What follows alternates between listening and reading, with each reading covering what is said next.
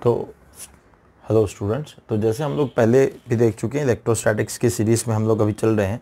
और ये जो इलेक्ट्रोस्टैटिक्स की सीरीज़ है इसमें हम लोग ऑलरेडी 10 पार्ट्स कर चुके हैं, जिसमें लास्ट पार्ट में जो हमने किया था उसके लेते हुए आगे बढ़ाते हैं अब। तो लास्ट पार्ट में हम लोग ऑलरेडी एक रिंग की एक्सिस के किसी पॉइंट पर, जो कि पॉइंट पी था एक्सिस पे एक्स दूरी पे सेंटर से, उस पर हम लोग इलेक्ट्रिक फील्ड निकाल चुके थे। और वो इलेक्ट्रिक फील्ड को लेकर आज हमारा पर्पस ये है कि आज हम उस इलेक्ट्रिक फील्ड के वेरियस जो केसेस हैं उनके बारे में बात करेंगे। वो इलेक्ट्रिक फील्ड कैलकुलेट करेंगे अलग अलग पॉइंट्स पे, और फिर साथ साथ इलेक्ट्रिक फील्ड रिंग की हो जाने के बाद हम रिंग के बाद एक आर्क लेंगे, आर्क के सेंटर पे इलेक्ट्रिक फील्ड निकालेंगे। और हो सका तो हम इसके बाद में electric field due to uniformly charged wire या फिर रॉड कह सकते हैं हम, उसके लिए निकालेंगे और उसकी अलग अलग केसेस को करने की कोशिश करेंगे।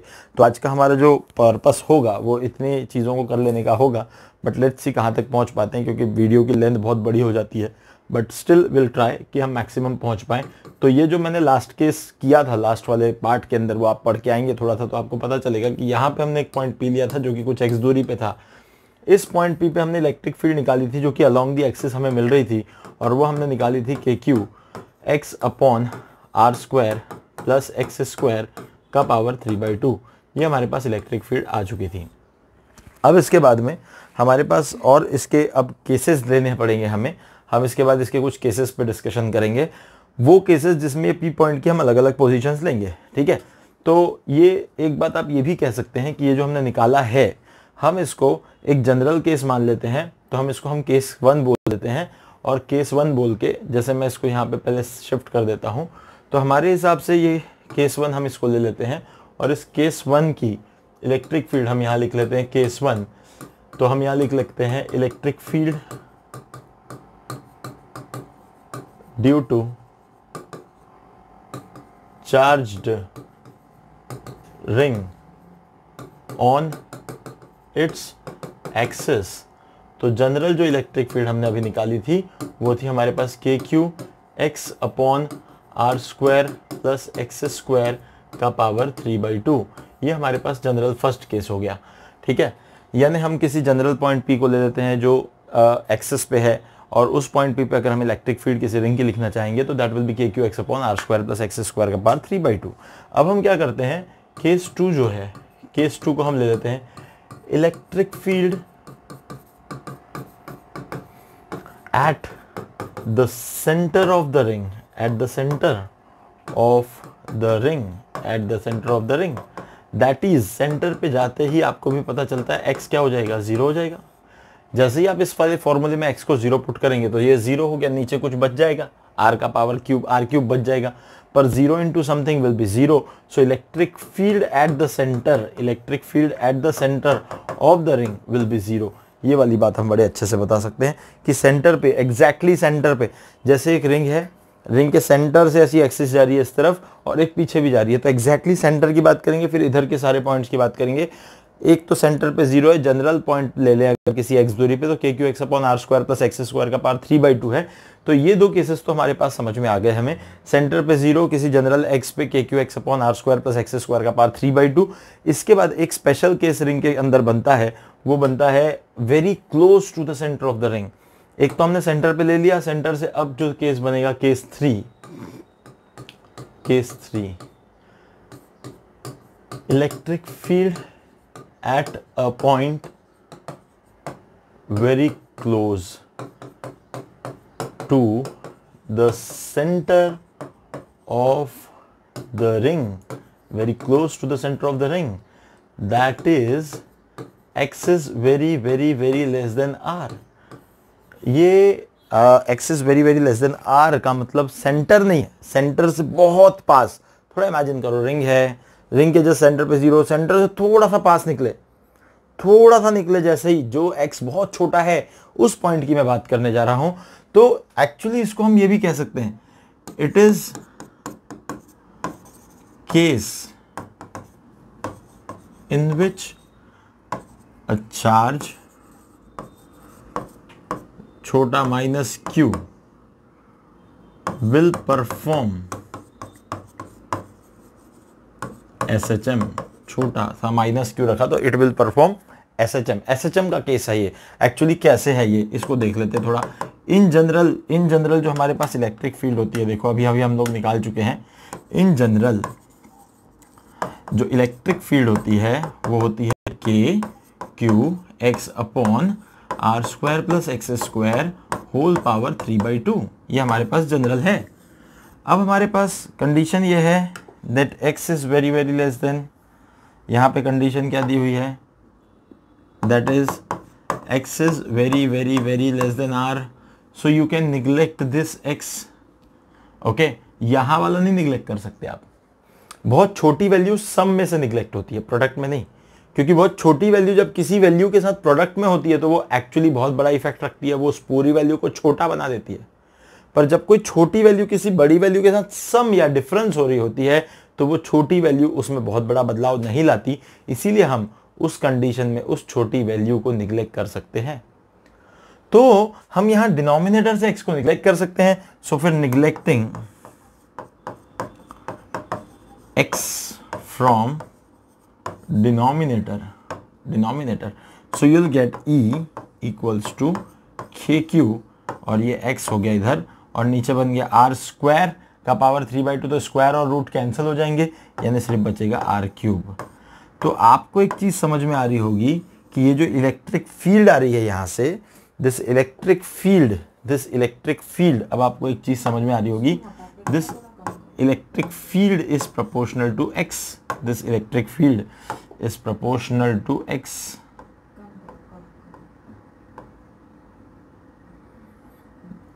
थोड़ा सा इसको कर लेते, is proportional to x। So यहां से जो आपको फोर्स मिल जाएगा वो फोर्स होता है, आपको पता है वो होता है QE। सो यहां से आपको जो फोर्स मिल जाएगा that will be also proportional to x। तो यहाँ पे जो केस बनेगा वो SHM का बनेगा, ठीक है ना। तो SHM वाला केस बनेगा, इस बात को थोड़ा ध्यान रखें।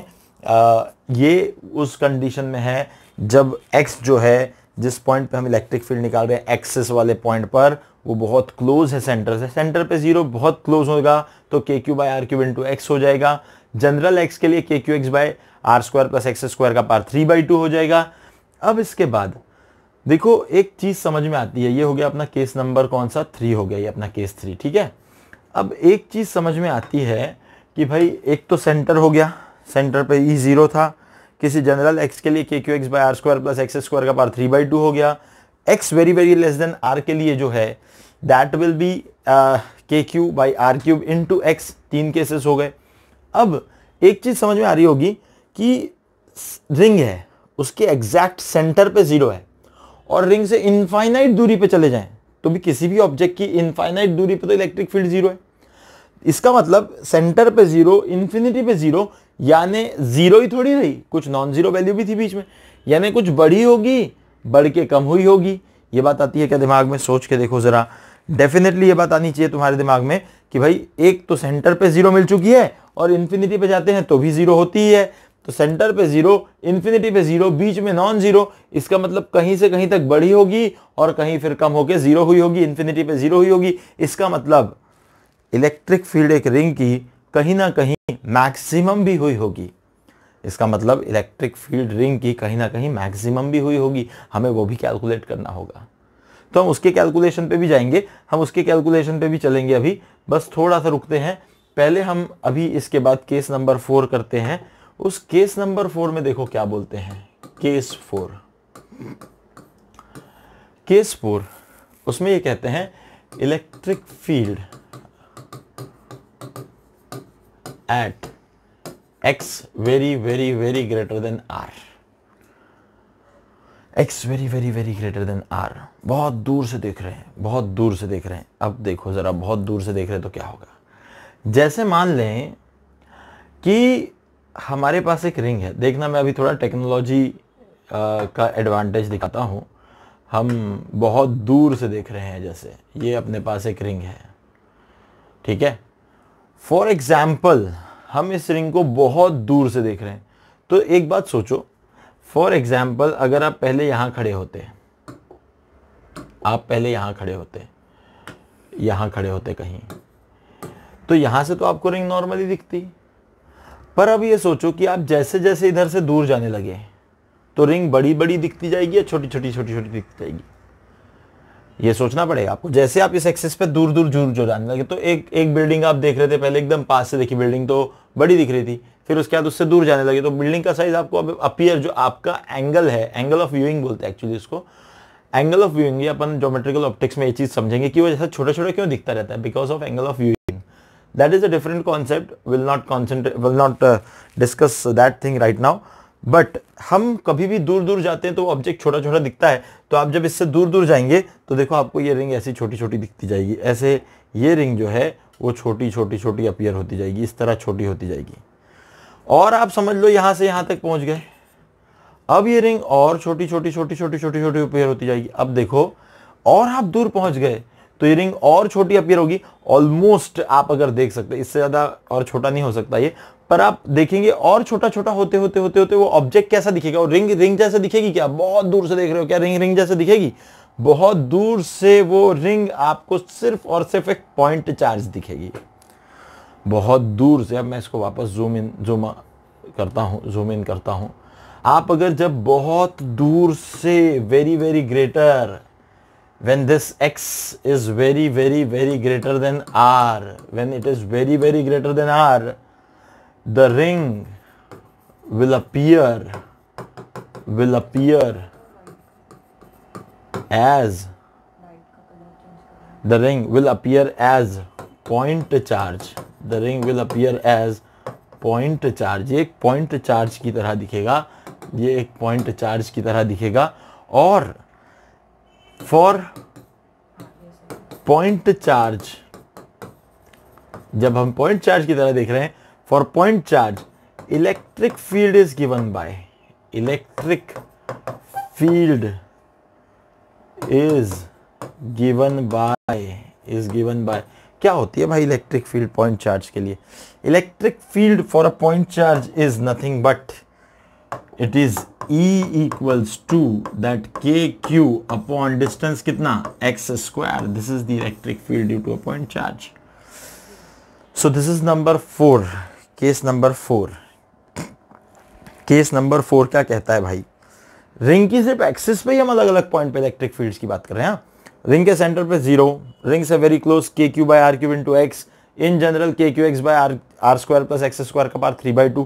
At a very large distance, the ring will appear as a point charge, and hence the electric field for ring will be electric field of a point charge, that is KQ by X square.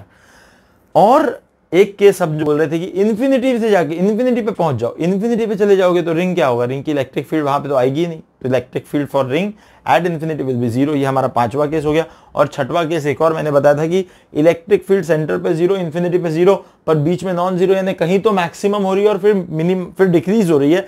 तो एक ऐसा point जरूर होगा जहां electric field of ring maximum होगी, हमें वो भी फाइंड आउट करना पड़ेगा, वो हमारा लास्ट केस होगा। तो ये वाला केस नंबर हमारे पास है, ये वाला केस है हमारे पास नंबर 4। इस केस 4 के बाद हम अगर आगे बढ़ें तो इस 4 के बाद का केस आएगा case number 5। Case number 5 is again very simple. वो तो सिंपल है, वो सिंपल हमें सिर्फ ये बता रहा है electric field due to ring, electric field due to ring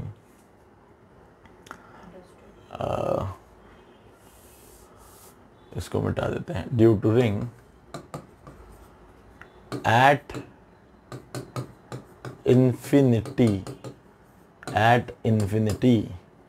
therefore when r is tending to infinity, एकदम इक्वल टू नहीं लिख सकते, टेंडिंग टू का मतलब r जैसे जैसे इन्फिनिटी हो रहा है, या r ना, इसको हम तो x बोल रहे हैं ना, तो when x is tending to infinity e, then e will tend to 0.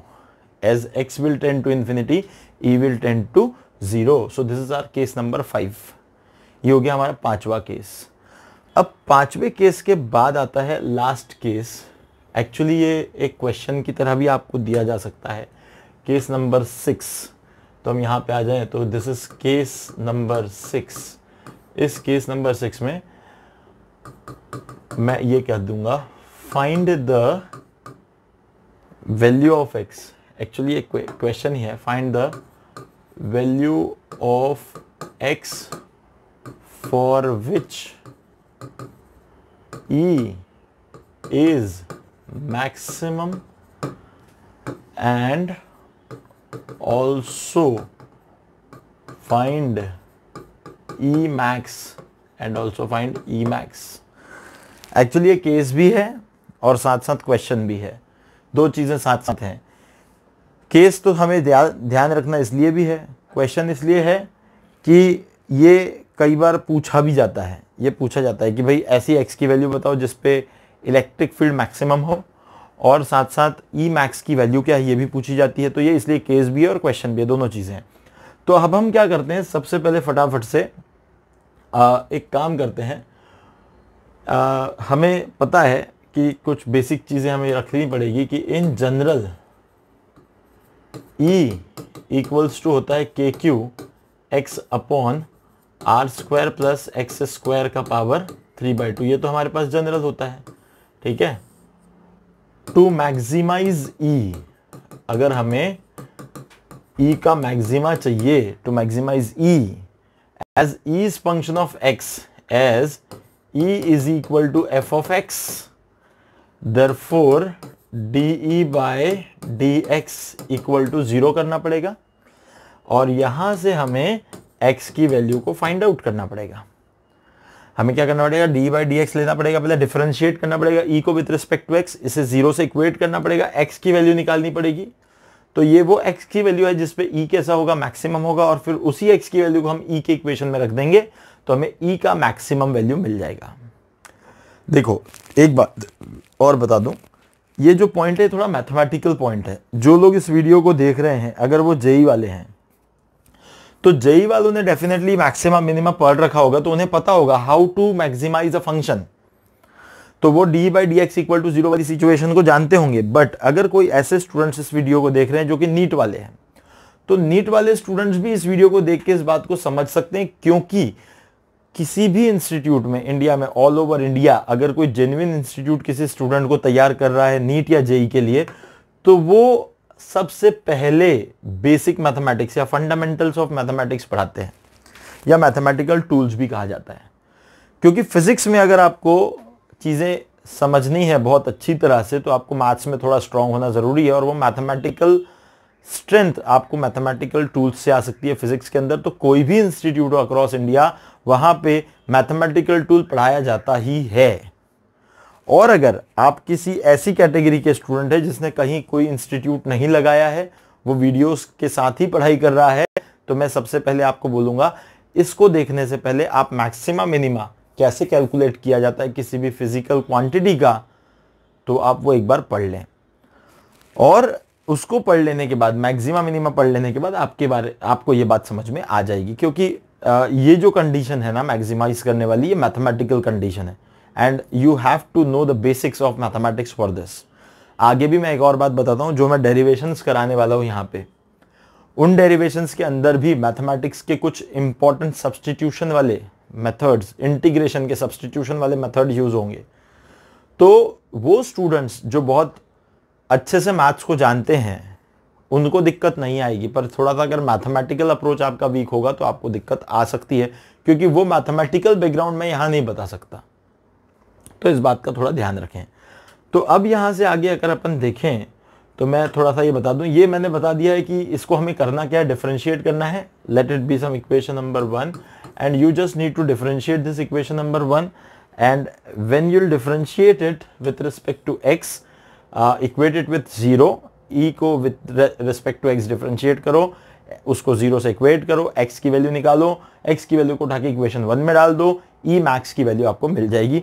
सो अब हम थोड़ा सा फटाफट से इसके आगे बढ़ते हैं, क्योंकि बहुत सारी चीज़ें बताने वाली हैं, बस समय की कमी होती है हमेशा हमारे पास। तो now differentiating equation 1 with respect to x, so you will get dE by dx। मैं थोड़ा सा फास्ट इसको डिफरेंशिएट कर दूंगा। तो आपको पता है, यहाँ देखो इस टर्म में आपको समझ में आता होगा कि इस टर्म में यहाँ पर हमारे पास वेरिएबल है, वो के क्यू कॉन्स्टेंट है, उसको बाहर निकाल के रख देंगे। सो दिस इज के क्यू, ओके, वो कॉन्स्टेंट है, उसको बाहर निकाल देते हैं। और इसके बाद में यहाँ पे हमारे पास आ जाएगा डी डी एक्स यानी derivative of X, derivative with respect to X of X upon are square plus x square का पावर, जस्ट वेट, का पावर 3/2।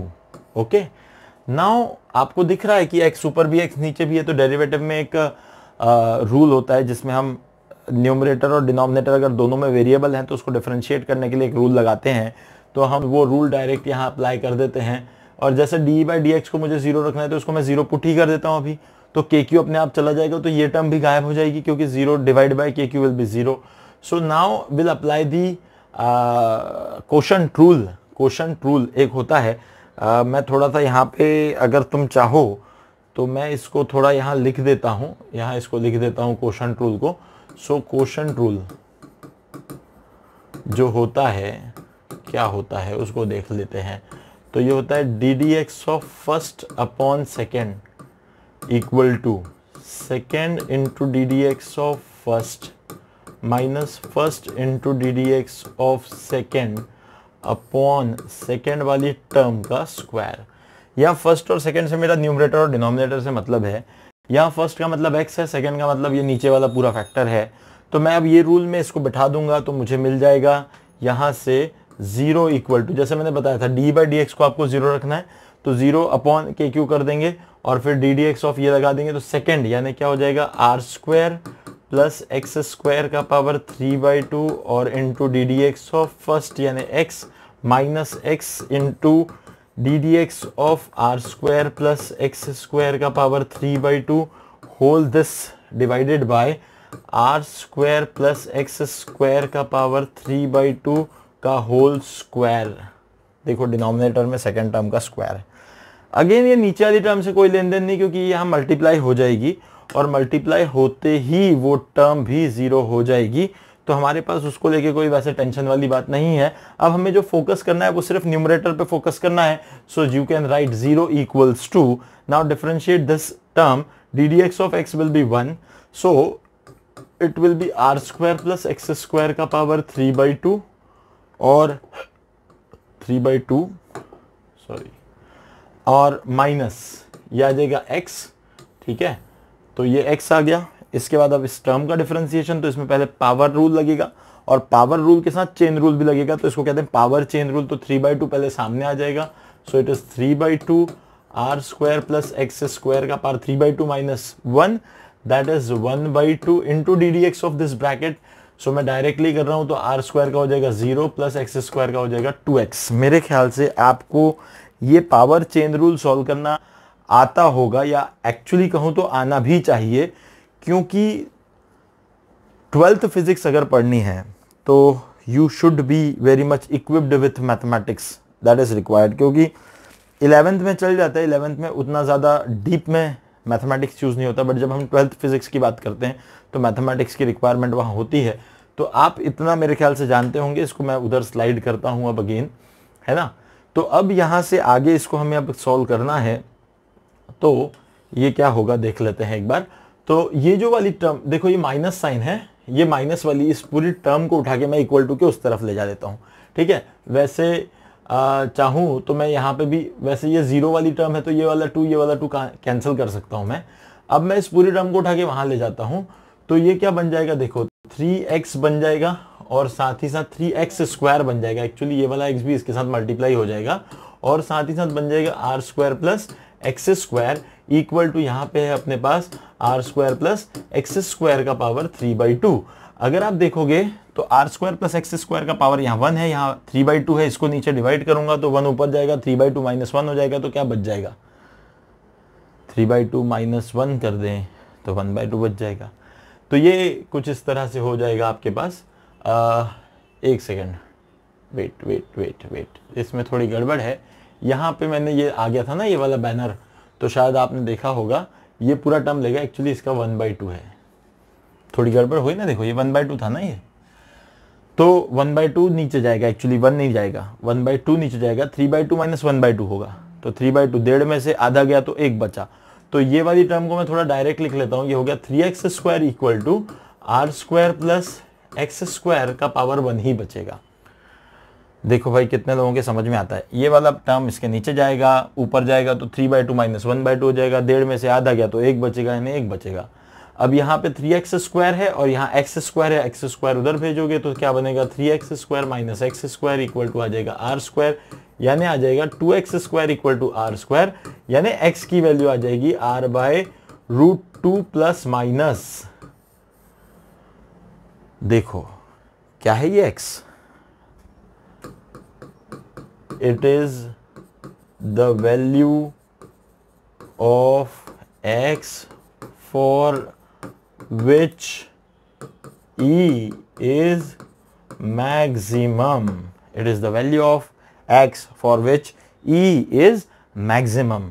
ये वो वैल्यू ऑफ x आ गई है हमारे पास जिसपे E जो होता है वो मैक्सिमम होता है, यानी r/√2 दूरी पर, रिंग के सामने रिंग के पीछे r/√2 दूरी पर, क्योंकि एक तो प्लस r/√2 भी आ रहा है और माइनस r/√2 भी आ रहा है, r/√2 दूरी पर E जो होगा वो मैक्सिमम होगा। अब कोई पूछेगा सर E मैक्स बताओ क्या होगा। Now what about E max, कोई दिक्कत नहीं है, क्या दिक्कत है उसमें, E मैक्स भी निकाल देंगे हम, E मैक्स निकाल देंगे। अब तो E मैक्स निकालने के लिए put x equal to r/√2 in equation 1, बस। तो अब ये r/√2 इक्वेशन 1 में रख दो, कोई दिक्कत नहीं है, रख देते हैं उसको 1 में। तो देखो जरा कुछ आता है क्या, तो यहाँ से अपन इसको r/√2 में रख देते हैं। ये हमने वहाँ छोटा छोटा बड़ा बड़ा p बनाया था ना, वो पीछे से आ रहा है घूम के, ठीक है। तो E इक्वल टू होता है KQ, x की जगह आएगा r/√2, KQx upon r square plus x square, का मतलब r²/2 होल पावर 3/2। तो अब इसको हमें थोड़ा सॉल्व करना पड़ेगा, KQR और नीचे की आ गया एक ये वाला √2 और ये वाला जो ब्रैकेट है ये r² प्लस यानी क्या हो गया 3/2 r² होल पावर 3/2। यहाँ तक हम आ गए, ठीक है। अभी इसको थोड़ा सा सॉल्व करना होगा। तो अब यहाँ से क्या होगा, देखो KQR, सबसे पहले हम क्या करते हैं, यहाँ से ये r² यानी r रूट यानी r³ बाहर निकाल देते हैं और मैं इसको अभी √2 और 3/2 का पावर 3/2 ही रहने देता हूँ और सिर्फ एक r² का रूट और फिर r³ बाहर निकाल देता हूँ। यहाँ से एक r को कैंसिल कर लेता हूँ तो यहाँ पे 2 बचेंगे ही। और ये जो अब मामला है इसको हम कैसा लिख सकते हैं, तो बड़ा सिंपल है। देखो इसको मैं इधर लिखता हूँ, है ना, इसको लिखता हूँ इधर, तो ये आ जाएगा KQ अपॉन √2 और देखो 3√3, पहले ऊपर वाली टर्म को देखते हैं, तो ये √2 आ गया, एक सेकेंड, ये आ गया √2 और ऊपर वाला जो है अपने पास क्या है वो 3 का रूट यानी √3 का क्यूब यानी √3 इंटू √3 इंटू √3 यानी क्या आ जाएगा वो 3√3, √3 इंटू √3 इंटू √3 यानी क्या आ जाएगा 3√3। अब ऐसी नीचे वाली टर्म तो 2 का भी रूट यानी √2 उसका क्यूब यानी √2 इंटू √2 इंटू √2 यानी क्या आ जाएगा नीचे 2√2 और एक बचेगा r² क्योंकि एक r तो कट गया। अब यहाँ से √2 ये √2 कैंसिल हो गया, 2 को ऊपर भेज देंगे आप, तो यह आ जाएगा E maximum, this is the maximum value of E that is KQ, 2 आ जाएगा सामने 2KQ अपॉन 3√3 r², यानी यहाँ हमारे पास अब रिंग का पूरा एनालिसिस आ चुका है, हर पॉइंट पे हमारे पास एनालिसिस आ चुका है। अब मजा आएगा जब हम इस रिंग के पूरे एनालिसिस को ग्राफ में दिखाएंगे, ग्राफ में इन सारे के सारे केसेस को एक ग्राफ में हम रिप्रेजेंट करेंगे, तब बहुत मजा आएगा। तो अब हमारा अगला टारगेट होगा इस रिंग की इलेक्ट्रिक फील्ड का ग्राफ बनाना। अब मुझे बहुत बड़े कैनवस की जरूरत पड़ेगी, तो ये बहुत बड़े कैनवस की जरूरत पड़ेगी, इसलिए मैं पूरा की पूरा ही ले लेता हूं। अब यहां से हम ना रिंग के एक्सिस पे डिफरेंट पॉइंट्स पे ग्राफ बनाएंगे, डिफरेंट पॉइंट्स के लिए इलेक्ट्रिक फील्ड लिखेंगे, उसको हम ग्राफिकली रिप्रेजेंट करेंगे एक्चुअली। तो देखो जरा अब ये कैसे दिखता है, दिस इज आवर रिंग, बहुत जबरदस्त होगा। इसके ऊपर हम सारे के सारे हर चीज हर एक वैल्यू, हर एक चीज़ को दिखाएंगे। देखो अभी ये हमारे पास आ गया एक्सिस। हो सकता है कि थोड़ा तुम्हें ना ये टेढ़ा दिखता हो सकता है, पर होता क्या है मैं तुम्हें बता दूं, हम ऐसा देख रहे हैं, तुम ऐसा देख रहे हो, तुम्हारा जो व्यूइंग एंगल है वो एकदम परपेंडिकुलर है, तो तुम्हें एग्जैक्ट फिगर दिखेगा। हम यहाँ से देखेंगे तो हमें फिगर उतना समझ में नहीं आता, कभी कभी लाइन टेढ़ी हो जाती, कुछ कम ज़्यादा हो सकता है। अब इसको अगर आप देखेंगे तो डिफरेंट पॉइंट्स पर आपने देखा है कि इलेक्ट्रिक फील्ड वेरी कर रही है। ये वाला है सेंटर, यानी ये वाला है x इक्वल टू 0, यहाँ पे आपके पास इलेक्ट्रिक फील्ड भी है 0। सबसे पहले एक केस लिख लें जो कि सेंटर का है, वो है 0, इलेक्ट्रिक फील्ड 0। इसको मैं, इस पॉइंट को मैं बोलता हूँ, ये इन्फिनिटी मान लेते हैं हम, क्योंकि हमारे पास अब इनफाइनाइट दूरी जाने का तो है नहीं ना स्कोप। तो हम ये जो एक्सट्रीम पॉइंट है हमारे बोर्ड का, शायद आप देख पा रहे होंगे, हम इसको इन्फिनिटी बोल दें तो ये हो गया अपना x is equals to infinity, और यहाँ पे इलेक्ट्रिक फील्ड होती है 0। यानी जब भी इलेक्ट्रिक, हाँ सॉरी क्या हो गया इसको, x इक्वल टू इन्फिनिटी था वहाँ, ओहो हो पूरा ही चला गया। ठीक है, अपने पास दूसरा हथियार भी है, ऐसा इसको सिलेक्ट करके काट देंगे, ऐसे नहीं मानेगा तो ऐसे मानेगा, तो ये x इक्वल टू इन्फिनिटी। ठीक है, वहाँ इलेक्ट्रिक फील्ड क्या हो गया 0, जब x टेंडिंग टू इन्फिनिटी तो इलेक्ट्रिक फील्ड इज 0। अब हमारे पास एक और भी है, वो अभी ताजा निकाला है कि भाई x equal to R by plus है, ये प्लस आर बाय रूट 2 होगा। तो यहाँ पे E कैसा होगा, यहाँ पे E होगा मैक्सिमम, यहाँ पे E होगा मैक्सिमम। कैसे देखो जरा, तो इसको भी अच्छा ड्रॉ करते हैं। यहाँ पे E होगा, इससे बनाते हैं, यहाँ पे E होगा मैक्सिमम, तो ये अपना हो गया, यहाँ ये कुछ वैल्यू होगी E की, मैक्सिमम वैल्यू होगी। ठीक है, तो यहाँ 0 से चलेगा, बढ़ेगा और फिर कम हो जाएगा, यानी जो नेचर होगा it will be something like this, it will be something like this. So at this point E is maximum, here E is 0, closest point पे भी कुछ E होता है, इन जनरल भी कुछ E होता है। अब एक बात और, ये अगर एक पॉजिटिवली चार्ज रिंग है, ये अगर एक पॉजिटिवली चार्ज रिंग है, तो हमारा जो साइन कन्वेंशन है, वो साइन कन्वेंशन हमें सिखाता है कि ये वाला प्लस x डायरेक्शन है, this is positive x direction and this is negative x direction. So इस तरफ इलेक्ट्रिक फील्ड का जो डायरेक्शन होगा, वो इलेक्ट्रिक फील्ड का डायरेक्शन जो होगा, देखो वो इलेक्ट्रिक फील्ड का डायरेक्शन ऐसा होगा, इस तरफ इधर होगा, और पीछे साइड से देखेंगे तो इधर होगा। सो इधर E, एक सेकेंड, E इज नेगेटिव और इस डायरेक्शन में E इज पॉजिटिव। ठीक है, तो अब निगेटिव है तो ये ग्राफ नीचे से जाके ऐसा जाएगा। तो अगर मैं इस तरफ के लिए ग्राफ का नेचर बनाना चाहूं, सो it will be something like this, and again this is the maximum value, this is the maximum value. यहां से इसको अगर हम बनाए इस तरीके से, so again this x equals to minus of r by root 2. Actually this is very important nature of electric field, and this axis is representing E, and sorry, this axis is not representing E, this axis is representing x, and this axis is representing E. ठीक है, so this is electric field, this is x, this is E versus x graph, very important, very important। ठीक है, तो इसको आप बना लें बहुत अच्छे से, शांति से बना लें। सारे केसेस हैं इसके अंदर, आप चाहे ना तो जो 5-6 केस अपन ने पूरे बनाए हैं, आप यहाँ एक्सेस पे लिख दो अलग अलग जगह, तो आपके दिमाग में फीलिंग रहेगा, आपके दिमाग में आपको याद रहेगा हमने क्या बनाया क्या लिखा, बहुत अच्छे से आप इसको रिटेन कर पाओगे। सो this is all about ring, इसके अलावा तो और कोई केस रिंग का नहीं हो सकता। ठीक है, अब इसके बाद हम जाते हैं आर्क पे।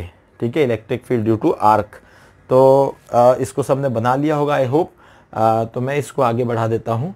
तो इसके बाद अब नेक्स्ट जो है that is again a very important concept, actually ring का ही पार्ट है ना। तो अब हम लोग आगे बढ़ते हैं, that is electric field. Wait, इसका कलर चेंज कर लेते हैं हम, इसको हम करते हैं, देखते हैं शायद ये दिख जाए, नहीं दिखेगा ये, इसमें विजिबिलिटी अच्छी नहीं आएगी, तो I think black will be the better option. तो ठीक है, now electric field due to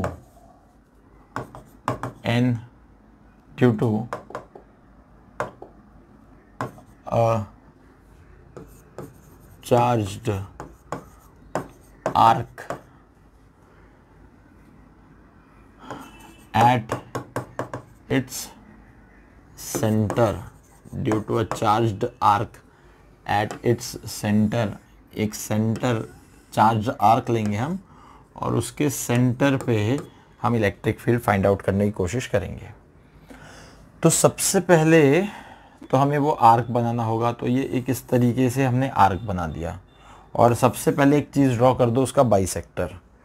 एक तो आर्क बना दो और दूसरा एक चीज़ ड्रॉ कर दो उसका बाइसेक्टर। तो ये बाइसेक्टर हो गया, ये आर्क हो गया, ठीक है। तो अब हम पहले तो इसको थोड़ा लाइन को छोटा कर देते हैं यहाँ तक, ठीक है। बाइसेक्टर है और ये जो आर्क है इसकी बाउंड्रीज जो हैं, ये बाउंड्रीज जो हैं इसको यहाँ जोड़ दो।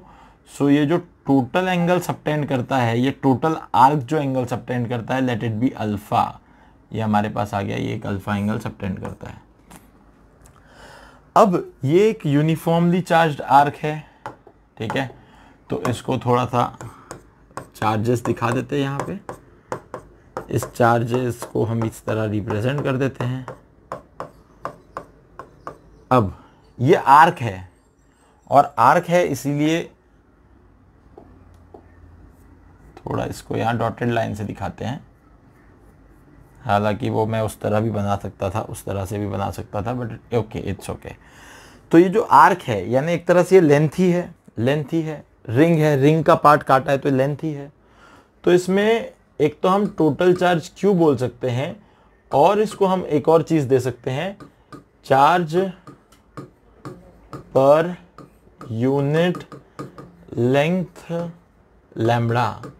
हम दो तरीके से इसको डिराइव कर सकते हैं, या तो हम इसको Q के रिस्पेक्ट में कर सकते हैं या तो हम इसको लैम्बडा की टर्म्स में यानी कैलकुलेट कर सकते हैं, दोनों तरीके से करेंगे।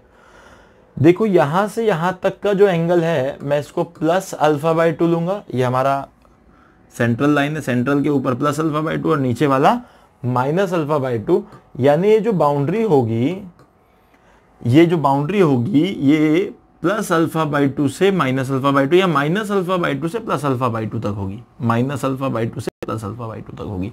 इस बात को समझें, ये लाइन हमेशा बाइसेक्टर ही है। अब हम किसी भी यानी एंगल बाइसेक्टर ऑब्वियसली है ना, ये लाइन हमेशा एंगल बाइसेक्टर ही है। आप किसी भी एंगल का आर्क लें, चाहे आप 90 डिग्री का लें तो ये 45 पे आएगी, चाहे आप 180 डिग्री का लें तो ये 90 पे आएगी। समझ में आएगी ये बात अगर, तो समझें इसको कि ये आर्क की बाइसेक्टर, एंगल बाइसेक्टर है हमेशा, पहली condition.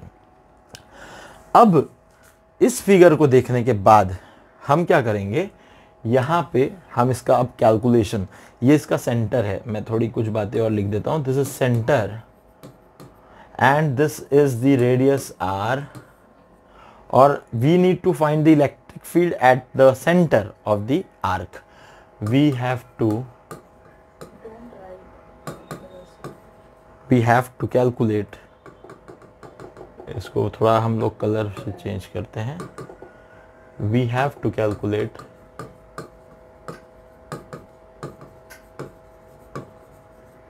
the electric field at the center due to arc। तो अब यहां से क्या किया जाए, अब कैलकुलेशन के लिए हम क्या करते हैं, एक अलग से फिगर यहां बना लेते हैं। एक अलग से फिगर यहाँ बना लेते हैं, कुछ बातें समझनी पड़ेंगी, एक अलग से फिगर ड्रॉ कर लेते हैं यहाँ पे। तो ये देखो, ये हमारे पास आर्क है, ये इसका बाइसेक्टर है, ये हमारे पास सेंटर है, ठीक है। और अब कुछ बातों को समझें, तो ये इसकी बाउंड्री लाइन है, ठीक है। एक सेकेंड, इसको ऐसा बताते हैं, ये इसकी बाउंड्री लाइन है, ये बाउंड है इससे आर्क, ये इसकी बाउंड्री लाइन है, यहाँ पे भी बाउंड है ये आर्क। अब हम क्या करेंगे, हमारा नेक्स्ट पर्पस ये है कि हमारे पास ना डायरेक्ट किसी एक्सटेंडेड ऑब्जेक्ट के इलेक्ट्रिक फील्ड निकालने का फॉर्मूला नहीं है, हमारे पास सिर्फ एक पॉइंट ऑब्जेक्ट के लिए है। तो हम इस आर्क पे सबसे पहले क्या एक अज्यूम कर लेंगे, एक छोटा डिफरेंशियल एलिमेंट अज्यूम कर लेंगे। और ये जो डिफरेंशियल एलिमेंट हमने अज्यूम किया है, अब हमें क्या करना पड़ेगा, अब हमें इस डिफरेंशियल एलिमेंट के लिए सबसे पहले तो क्या करना पड़ेगा, देखते हैं। इस डिफरेंशियल एलिमेंट के लिए कुछ इस तरीके से, इस तरीके से एक एंगल सबटेंड हो जाएगा।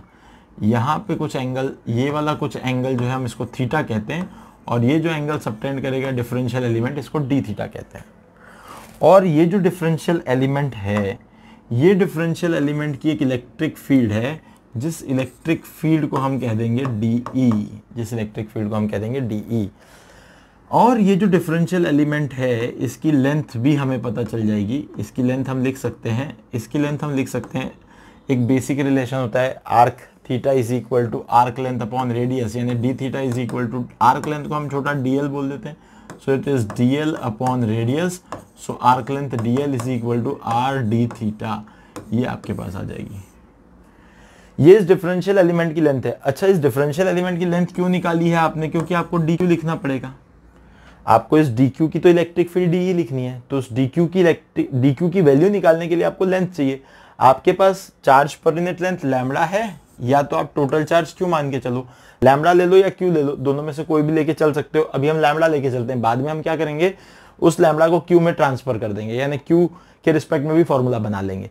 तो अभी हम लैम्बडा ले लेते हैं, तो जो डी क्यू होगा, that is charge on this length dl, तो that will be lambda into dl, इसमें कोई दिक्कत तो नहीं आएगी। देखो, that is d q is the charge of that differential element, and differential element has length dl, therefore dq is lambda into dl, and dl is r d theta, so you can calculate dq is equal to lambda into dl, dl यानी r d theta, so it is lambda r d theta, this is dq, this is dq, very simple thing।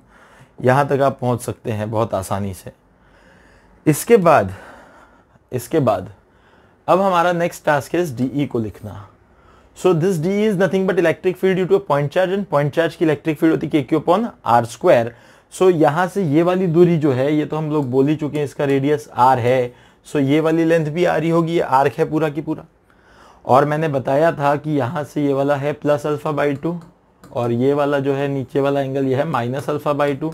सो हमें integration करना पड़ेगा अगर, तो हम कहाँ से कहाँ ये छोटे एलिमेंट जोड़ेंगे, तो माइनस अल्फा बाई 2 से प्लस अल्फा बाई 2 तक सारे एलिमेंट जोड़ देंगे छोटे वाले, तो हमें टोटल एलिमेंट्स के कारण इलेक्ट्रिक फील्ड मिल जाएगी। अब पहले तो हमें थोड़ा सा ना इस डी को लिखना सीखना है, डी को लिखना है। तो डी को कैसे लिखा जाए, तो थोड़ा सोचना पड़ेगा। देखो, ये हो गया डीई, और ये वाला है थीटा, तो ये वाला भी हो गया थीटा, तो यहाँ पे एक कंपोनेंट आ गया डीई का कॉस थीटा, और यहाँ पे एक कंपोनेंट आ गया डीई का साइन थीटा। ये बातें समझो। फिर वही वाली बात जैसे रिंग के केस में बताया था, पिछले वीडियो में देखना, उस रिंग के केस में बताया था आपको कि जैसे एक ऊपर डिफरेंशियल एलिमेंट है, उसी का भाई नीचे है, नीचे वाले की इलेक्ट्रिक फील्ड इधर आएगी, तो उसके इलेक्ट्रिक फील्ड का फिर एक डी कॉस थीटा आएगा, डी साइन थीटा आएगा, यानी ये डी साइन थीटा हर बार क्या हो जाएगा, कैंसिल।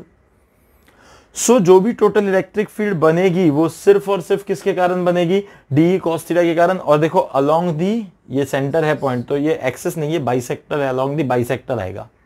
जो टोटल इलेक्ट्रिक फील्ड आएगा वो क्या अलोंग आएगा, अलोंग दी बाइसेक्टर आएगा। तो यहाँ पे जो ई नेट है, it will be integral of dE cos theta, it will be integral of d cos theta. देखो अब इंटीग्रेट तो करना पड़ेगा, तो ये छोटे छोटे चार्ज, छोटे छोटे एलिमेंट्स हमेशा माइनस अल्फा बाई 2 से plus alpha by 2, cos theta आ रहा है, माइनस अल्फा बाई 2 से प्लस अल्फा बाई 2 तक उसको इंटीग्रेट करें। तो यहाँ पे पहले तो हम लिखते हैं डीई, डीई आ जाएगा k d q upon k d q upon ये वाला डिस्टेंस यानी कि क्या हो जाएगा आर स्क्वायर। डी क्यू की वैल्यू होती है आपके पास d q is equal to, since d q is equal to lambda r d theta, so put it here, so you will get d E equals to k lambda r d theta upon are square. इसके बाद r cancel हो जाएगा, सो d E equals to आ गया k lambda by r d theta आ गया, ये आपके पास डी ई का वैल्यू आ गया। अब डी के बाद आपको क्या करना है, तो आपको अब ई नेट निकालना है। ई नेट निकालने के लिए क्या करना पड़ेगा, इसको इंटीग्रेट कर देंगे, इसको इंटीग्रेट कर लेंगे। So E net is equal to integral d E की वैल्यू आ गई के लैम्बडा बाई आर और आ गया cos theta d theta, integration in terms of theta. So angle आ गया माइनस अल्फा बाई टू से alpha by two. Constant terms को बाहर करो तो ई नेट इक्वल्स टू आ गया k lambda by r integral minus alpha by two से alpha by two cos theta d theta, integral cos.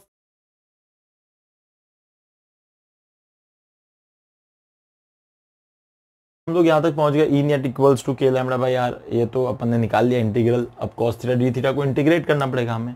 तो सबसे पहले तुम्हें ये पता होना चाहिए सभी लोगों को कि भाई integral cos theta d theta जो होता है it is equal to sine theta. अब बस अब इस इंटीग्रेशन के अंदर हम इसको रख देंगे, तो ये बनेगा ई net equals to k lambda by r और ये बनेगा minus of alpha by two से अल्फा बाई टू।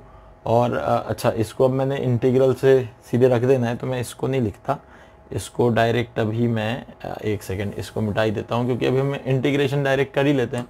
तो यह आ जाएगा सीधे सीधे साइन थीटा और साइन थीटा के साथ यहाँ आ जाएगा limit minus alpha by two से प्लस अल्फा बाई टू। अब हम लिमिट्स को पुट कर देते हैं, so it will be what के लैम्बडा बाई आर और यहाँ से आ जाएगा हायर माइनस लोअर यानी आ जाएगा sine of alpha by two minus lower यानी sine of minus alpha by two. तो यहाँ पे ये चीज़ एक कंप्लीट हो गई। इस बोर्ड को थोड़ा उधर सरकाते हैं, ये हो गया। अब इसके बाद में आगे अगर बढ़ें आप तो आपको पता होना चाहिए कि sine of minus theta equals to होता है माइनस साइन थीटा। तो ये वाली चीज़ मैं यहाँ यूज़ कर लूँगा, sine of minus alpha by two is minus sine alpha by two, so minus minus plus हो जाएगा यहाँ। सो जो ई नेट होगा it will be k lambda by r और यहाँ पे आ जाएगा ब्रैकेट के अंदर sine of alpha by two plus sine of alpha by two. ठीक है, so sine alpha by two plus sine alpha by two is two sine alpha by two, so it will be E net equals to two k lambda by r और यहाँ पे आप लिख सकते हैं sine of alpha by two, sine of alpha by two. ठीक है, so this is basically the electric field. This is the electric field. This is the electric field due to an arc at its center and it is along the angle bisector of the arc. It is along the angle bisector of the arc. ये arc के angle bisector के along होगी। तो that is very simple, very useful thing, very useful thing। इसको अगर आप check करना चाहो कि भाई ये करेक्ट है क्या, इसकी करेक्टनेस को अगर आप वेरीफाई करना चाहो तो बहुत इजीली कर सकते हो। कैसे कर सकते हो मैं बताऊं। अगर तो सिंपल आप क्या करें, एक आर्क को पूरा रिंग बनाने के लिए एंगल कितना हो जाएगा भाई, एक आर्क था अल्फा एंगल का, इससे पूरी रिंग बना दोगे तो आप 360 डिग्री हो जाएगा वो। तो यहाँ 360 रख दो, 360 यानी 2 पाई में से 2 कट जाएगा तो बचेगा साइन पाई, साइन एन पाई 0 होता है तो इलेक्ट्रिक फील्ड सेंटर पे क्या आ जाएगी 0। It verifies the correctness of this equation. So हमारे पास ये आर्क के लिए भी आ गया। बट अब जैसे कि हम लोग हर चीज को पूरा तोड़ मरोड़ देते हैं, पूरा खोल के देखते हैं अच्छे से, तो हम अब आर्क के भी बहुत सारे केसेस बना सकते हैं। आपको मैं बता दूं कि सबसे पहले अगर आप देखना चाहें तो ये अगर एक क्वार्टर आर्क होता तो क्वार्टर आर्क होता तो सबसे पहले it will be like this, यानी कुछ इस तरह से आप देख पाते इसको। ये इस तरीके से कुछ होता, it will be like this. और हाँ, एक चीज़ यहाँ पे अगर हम लैम्बडा डेंसिटी ले लें, सो इसको अगर हम देखें तो यहाँ से ये कुछ r रेडियस का हमने ले लिया, ठीक है। इसको मैं प्लस और माइनस x एक्सिस, ये y एक्सिस ऐसा समझा देता हूँ, रिप्रेजेंट कर लेता हूँ, है ना। तो अब अगर आप देखें इसको, तो इसके लिए अगर लैम्बडा डेंसिटी है, r रेडियस है, तो इसका पहले एक बाइसेक्टर ड्रॉ करना पड़ेगा आपको, क्योंकि हमेशा जो इलेक्ट्रिक फील्ड होगी, ये इसका सेंटर है, सेंटर पे जो इलेक्ट्रिक फील्ड होगी अलोंग दी बाइसेक्टर होगी। तो अलोंग दी बाइसेक्टर होगी अगर, तो कुछ ऐसी एक बाइसेक्टर मुझे ड्रॉ कर देनी पड़ेगी। देखो परफेक्ट हो सकता है कि बाइसेक्टर ना दिखे, बट आप ये माने ये बाइसेक्टर ही है। तो इस तरफ हमें देखिए, अच्छा प्लस लैम्बडा है, इसलिए पॉजिटिव चार्ज, इसलिए अवे मिलेगी। और जो हमें मिलेगी इसकी इलेक्ट्रिक फील्ड, वो कितनी मिलेगी देखते हैं जरा। ई नेट अपने फॉर्मूले में डाल देते हैं, तो वो फॉर्मूला है 2k लैम्बडा। यहाँ पे जो अल्फा होगा that will be 90 degree, 2k lambda by r sine of alpha by 2 का मतलब 90/2 का मतलब क्या आ जाएगा, साइन 45। तो ये बन जाएगा 2k lambda by r into sine 45 यानी 1/√2, √2 कैंसल, सॉरी √2 कैंसल हो जाएगा, ये कैंसल हो जाएगा। So it will be finally √2 times of k lambda by r. This is E net, this is E net, ये ई नेट है, this is E net. तो E net जो आएगा वो आएगा √2 times of k lambda by r. ये k lambda by r जो है ये इस वैल्यू का √2 टाइम्स है। एक यहां मैं बहुत इंपॉर्टेंट बात बताने जा रहा हूं, जब भी कभी कोई क्वार्टर आर्क है तो उसके सेंटर के ऊपर आप हमेशा electric field √2 k lambda by r तो है, ये रिजल्टेंट हो गई इसकी, पर ये दो कंपोनेंट्स का रिजल्टेंट है, ये वाले दो कंपोनेंट्स का। तो आप इसको Ex नाम दे सकते, इसको Ey नाम दे सकते, और ये दो कंपोनेंट्स का resultant √2 k lambda by r कब आएगा। सोचने वाली बात है, जब दोनों ही कंपोनेंट्स इक्वल होंगे, दो इक्वल मैग्नीट्यूड के वेक्टर्स, दो इक्वल मैग्नीट्यूड के वेक्टर्स अगर परपेंडिकुलर हैं तो उनका रिजल्टेंट उनके इंडिविजुअल मैग्नीट्यूड के √2 टाइम्स होता है, ये हमें पता है। तो इंडिविजुअल मैग्नीट्यूड के √2 टाइम्स यानी k लैम्बडा बाई आर, इसकी वैल्यू हो गई और इसकी भी value k lambda by r हो गई। तो मैं ये कहना चाहता हूं, क्वार्टर सर्कल के लिए, क्वार्टर रिंग के लिए हमेशा आप उसको दो उसके कंपोनेंट्स के रूप में देखें, k लैम्बडा बाई आर और k लैम्बडा बाई आर, इन दोनों का रिजल्टेंट बराबर ई नेट मिलेगा जो √2 k लैम्बडा बाई आर होगा। दिस इज वेरी इंपॉर्टेंट है। इसके बाद एक केस और देख लेते हैं हम, ये तो क्वार्टर के लिए हो गया। आप क्वार्टर के लिए चाहें फिर इसके बाद सेमी सर्कल के लिए भी देख सकते हैं।